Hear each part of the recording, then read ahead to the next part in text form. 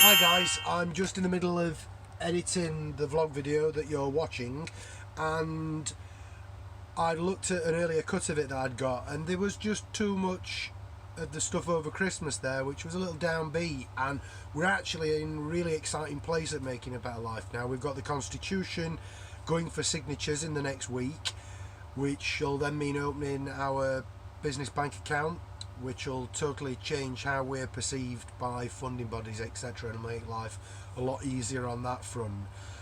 We've also got various different projects in the pipeline, including the history series, which I'm going to introduce you to next. The footage I'm showing today is a mixture of stuff before and after I bought the gimbal. It's all just test footage at the minute, so that I can better plan how exactly I'm going to shoot this. And I like to work in that organic fashion, have a go, see what happens, see what works, and then script it from there. But yeah, I hope you enjoy that and what we're going to be talking about. But the title you've seen tonight, Thinking and What We're Up To, well, basically I'm introducing you to a new space here. This is the loft space, which is directly above my workshop, and it's going to become two things. Number one, it is my edit suite. It's somewhere that instead of working down at the lathe with my monitor there, I can be sat up here next to the PC. So if I need to plug anything in or out, it's really easy. It's a comfier space up here. It's easy for me to warm. I've just got a little greenhouse heater type thing, but one of those. I run that for 5 minutes up here and it's warm, whereas downstairs I've got one twice the power and you can run it all day and it never gets warm. I'm thinking if I keep it warm up here now, it's insulated, it'll be easier to heat downstairs, so I can play with a few different options down there now. But yeah, you've seen I've got my edit studio at this side, but behind me at the minute a lot of clutter. And there are things like camping gear and everything that are going to have to stay in here. That back there is another bench like this, and that's going to be, I'm not exactly sure what work, but generally clean work and clean jobs. And I've got storage area under the eaves at that side. The other side's full of camping equipment, but at that side I can keep either speciality blanks and the like that I want to have close by, but not down in the workshop. More likely though, it'll be an area that I store things before they're ready to go out the door for sale. Anyway, good to take you up here and give you a little tour. I've covered what we're up to. The history series is a big part of it, and the other general aspects of trying to produce stock that's going to be going up on the Etsy store, which will be getting a revamp soon, and that hopefully will sell.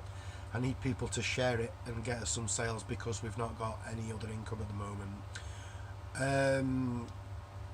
But what the thinking is, I've been thinking about our video schedule, the lives and the videos, and the clock video I did for Hugh's 2021 January clock challenge.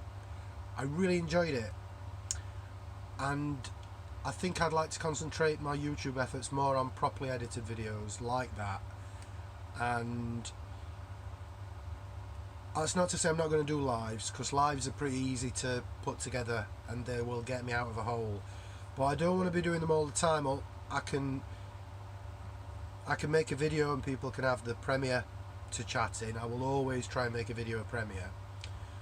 But I just think the lives aren't really bringing much to the table at the minute. I want to produce them a little bit better, get a real plan, as opposed to just jumping up and bringing you along for the journey as I'm turning.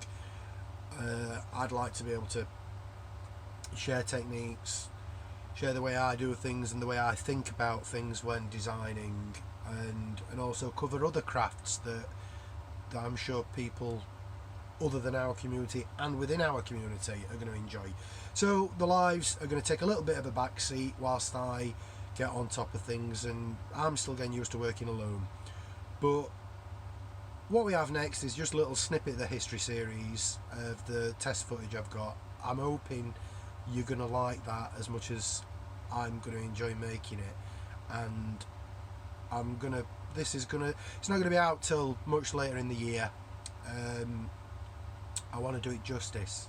It's important to me, and I think it's important to have this place on camera as it is now, because going forward things may change, and it needs to be on camera. Anyway guys, hope you enjoy this video. I'm going to start keeping, I've talked in the past about wanting to leave a resource of my experiences in case it helps other people. I'm going to separate that from the vlogs. The vlog's about what we're doing and where we're up to, and I might talk a bit about how I'm struggling, because at the minute I'm struggling with sciatica, and it's difficult being in virtually constant pain. Takes a lot of your focus, makes life harder, but I'm going to keep that as brief as I am on topics like that. I do still want there to be that resource for people though, so as I record things and I muse over how I've struggled with isolation and things that people might find relevant during lockdown, I'm just going to bung them up as little videos. I'm not going to schedule a premiere or anything, just pop them up and they're there for people to look at. If they come to our channel and think, oh, what are these about, they may get some help. But I'm not going to publicise them, they're just going to be there in the background. Thanks for watching guys, and I'll see you next week.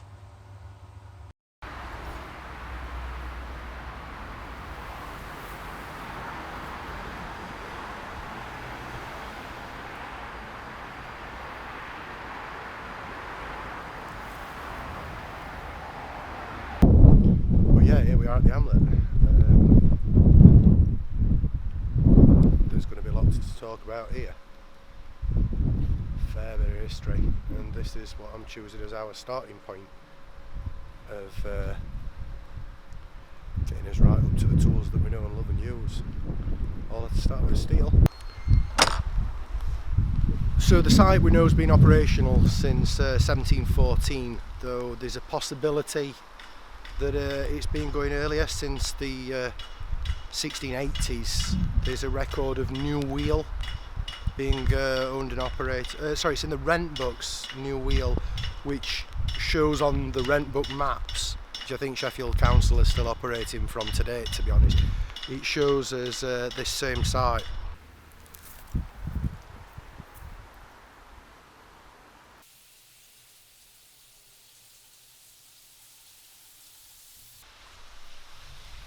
So this huge spur wheel drove directly from the water wheel. That drive shaft, which drove both the shears on the end there, the steeling hammer, and this, the plating hammer, which would forge billets like that into side blades. Yeah, so we're in the grinding pulse. As you can see, we've got grindstones and the like everywhere. You see, 2020 should have been the 50th anniversary of what's a museum that's been a massive part of my life growing up, and it didn't because of COVID. That water feed comes from the main pen trough, so that coming from the main pen trough would have driven this. As you can see, we've still got a belt going up to these, which went upstairs, and there we can see the belt intact, which would drive those horizontal drills. Horizontal drill looks like a lathe, doesn't it, really? I'd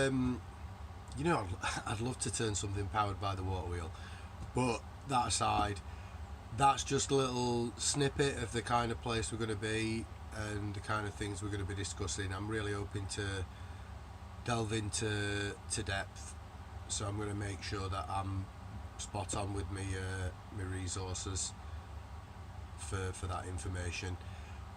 Hope you're looking forward to that. Hope you enjoyed the video. Thanks for watching guys. Hope you've enjoyed yourself down in the chat, and I'll see you soon. Take care.